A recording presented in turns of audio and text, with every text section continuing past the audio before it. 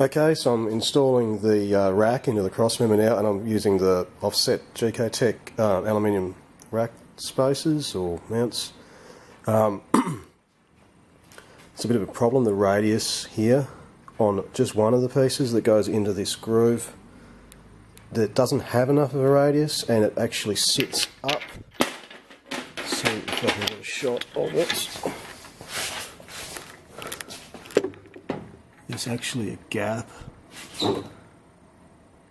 It's a bit hard to spot. There's a gap underneath, so it's sitting on the edges rather than sitting on the middle bit. So I'm going to take some of the material off here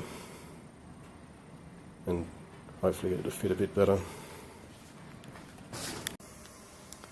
So I just increased the radius of the fillets on the edge with the power file, and it fits properly. Didn't take a huge amount, but it's probably worth noting because it's at the bottom, so chances are it would have cocked the rack up a tiny bit. Now, I'm probably being petty, but I may as well get it right, so there's no gap under there now. I'm a lot happier with that. Slides in there a bit better too. Okay, because I moved my steering rack forward so far, the steering column doesn't actually reach, and I can't get the splines on. So what I've got to do is I've got to set this up in the vise, and I've got to extend or pull this universal out some more. Now this is possible because these are a safety collapsible column, so there's actually some splines or something square inside the column that is designed to collapse when you have an accident, so you don't get stabbed through the chest by that piece. But we can use it to our advantage here and slide it out some more to make it reach. So I just do that with a pin punch, and I found I had to grab the vise like this and then hit the metal ring down in here.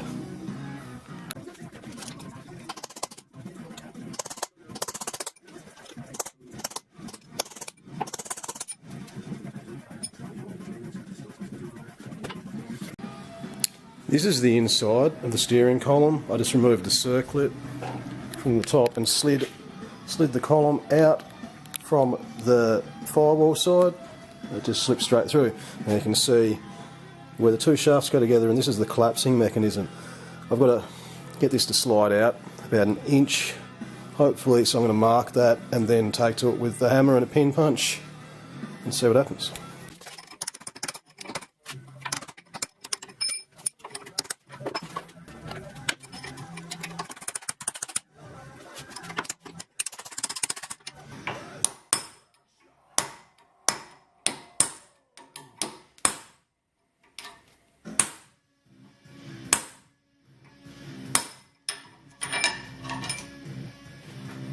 You can actually see the factory mark where it's supposed to be, so I'd say this rack's been crushed a bit before.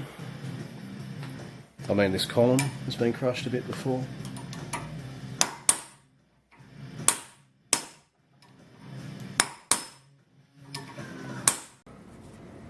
So I've solved the problems I've been having with the rack, or with the column. Stuck some additional washers in here just to give it a little bit more reach, but there's more than enough in there now, which is good. So I had to slide the column forwards in its collapsible bit, as I showed you. I had to add a little bit of spacing in there.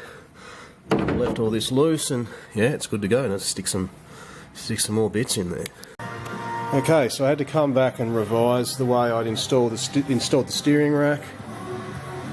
I missed putting the spacers in. GKtech provide so it tightens up properly.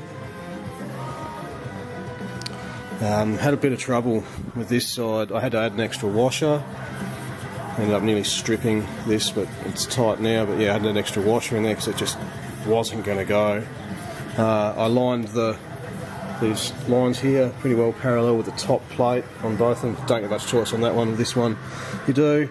Yeah, there weren't many instructions, so that's how it goes. It's supposed to be the fat washer. Fat washer goes to the front, and the thin washers go at the back, with me needing an additional one here. It could have been to do with the way I modded the cross member, I'm not sure, but that's what it is.